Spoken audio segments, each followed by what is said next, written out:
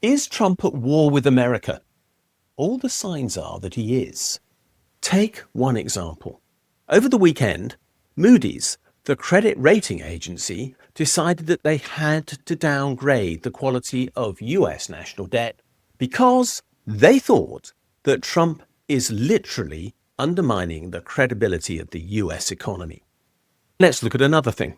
Over the weekend, the Republicans pushed forward the bill that is before the House of Representatives at present in the US Congress, called the One Big Beautiful Bill Act, which is supposed to supply the tax cuts that Donald Trump is demanding and the spending cuts that are supposed to help finance them. It's that bill that does perhaps most of all represent Trump's attack on America. Let's just think about what he's doing. He's offering tax cuts that are well in excess of $4 trillion, the benefit of which will almost entirely go to wealthy America. 3.6 trillion of those cuts are in fact the continuation of measures that he put in place in his first term as president, which are now due to be renewed. And he wants to renew them at enormous cost to the country, which it seems that credit rating agencies and others think it cannot afford to pay. The other tax cuts are relatively modest in comparison. There will be some benefits for some older people. There will be some benefits for some higher paid people, but who are nothing like in the billionaire category, who will get most of the benefits from most of the cuts that will be continued. But what is really going to be seen is something that is much more significant, and that is punitive tax measures. For example, the tax bill on American universities on the interest that they earn on their endowment funds is going to increase from 1.4% to 21%. And the only reason for that is the right-wing hatred of liberal education in the USA provided by universities like Harvard, right down to the local state university, if it has any funds invested in this way, all of whom are now subject to right-wing hatred because they quite rationally wish to include balanced discussion on what freedom might really represent in the USA, which the right-wing wish to close down. The net cost of this combined package is thought to be between $3.5 and $5.5 trillion. Most commentators think it's most definitely at the high end of that range. Trump is trying to give tax cuts that will not make America rich again, but will make the American rich even richer. But there's worse still to come, and that is in the cuts that this same bill is proposing to deliver for the Trump agenda. And there are relatively few measures in question, but each of them is deeply pernicious. The biggest and boldest and most aggressive and most offensive is cuts to Medicaid. Medicaid supports the health provision of 71 million people in the USA, including 1/4 of all American children. Trump wants to cut the spending by $900 billion. And how is he going to do that? He's going to insist that those who get this benefit must be in work. In other words, if you're too sick to work, you're going to be denied this benefit. He also wants to deny this benefit to the children of undocumented parents. He wants to penalize those states who are trying to improve the package.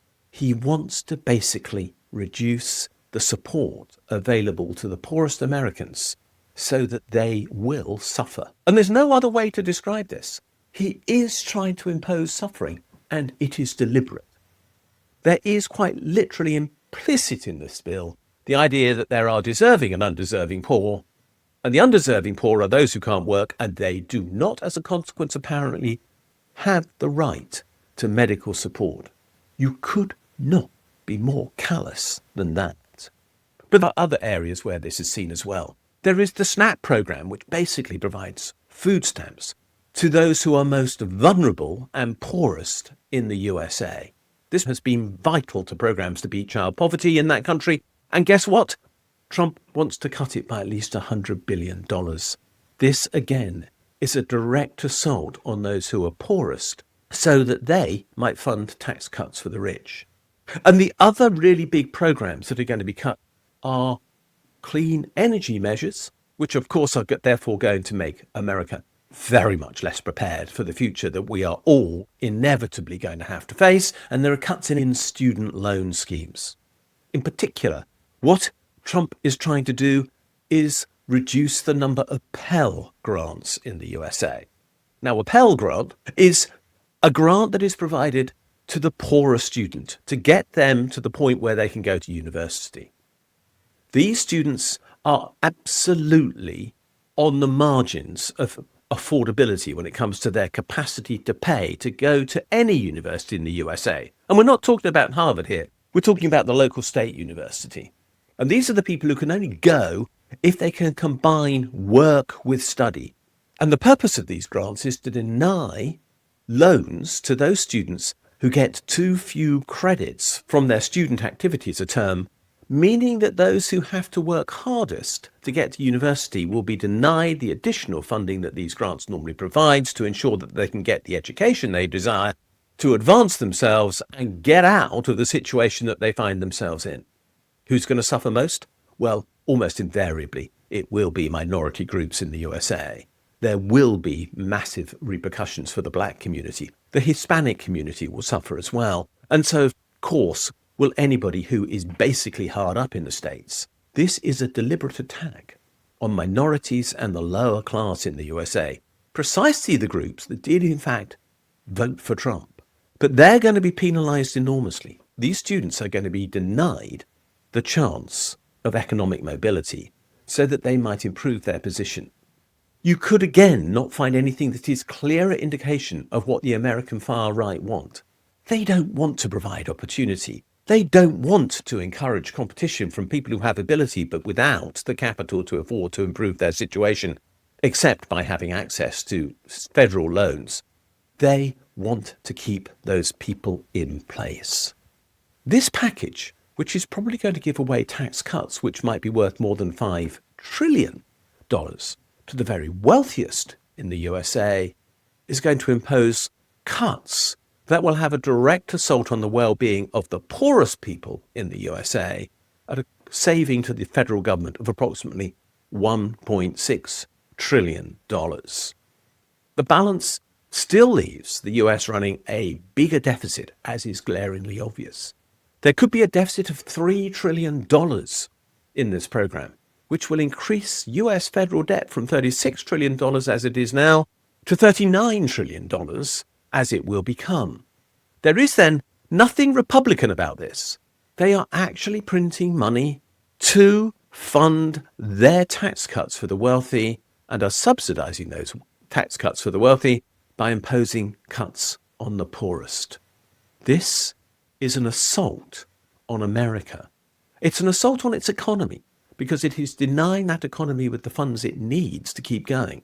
It's an assault on the American poor because they are being denied the opportunity to access healthcare and education, both of which are fundamental to their progress.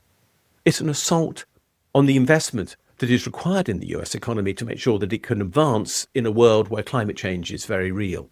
And yet, there's going to be cuts in that area. And simultaneously, the wealthiest in America will get wealthier, which does nothing whatsoever for the US economy at all. As has been shown time and again, when the wealthy get wealthier, they do not invest in productive capacity in an economy. They do buy land, they do inflate its value, they do buy stocks and shares and inflate their value, but they don't actually create value in the economy at all. Wealth never trickles down. In other words, this program is not about making America great again, nor is it about making America wealthier again, nor is it about putting America to work. This program is about making a few in America notionally very much richer, whilst punishing everybody else for having the basic temerity to exist. Trump is declaring war on most people in the USA, in other words. It's there in black and white. This big, beautiful act is actually an assault on the people of the USA, and they ought to realize that. and they ought to rise up against it. And everybody in every other country where the right wing are becoming very powerful and are threatening the status quo should also realize that whatever the faults in that status quo, and there are many, let's be clear, we're not excusing the status quo here, but whatever the faults in that status quo might be, the answer to the question that it poses with regard to its replacement is not to be found on the far right. The far right is only offering programs that will enrich a few, will impoverish the majority, and will undoubtedly make us all worse off. This is a program of hate. Trump hates America. Trump is showing that with this bill. And at some point, this is going to rebound horribly on the whole of the USA, and who knows what will happen then.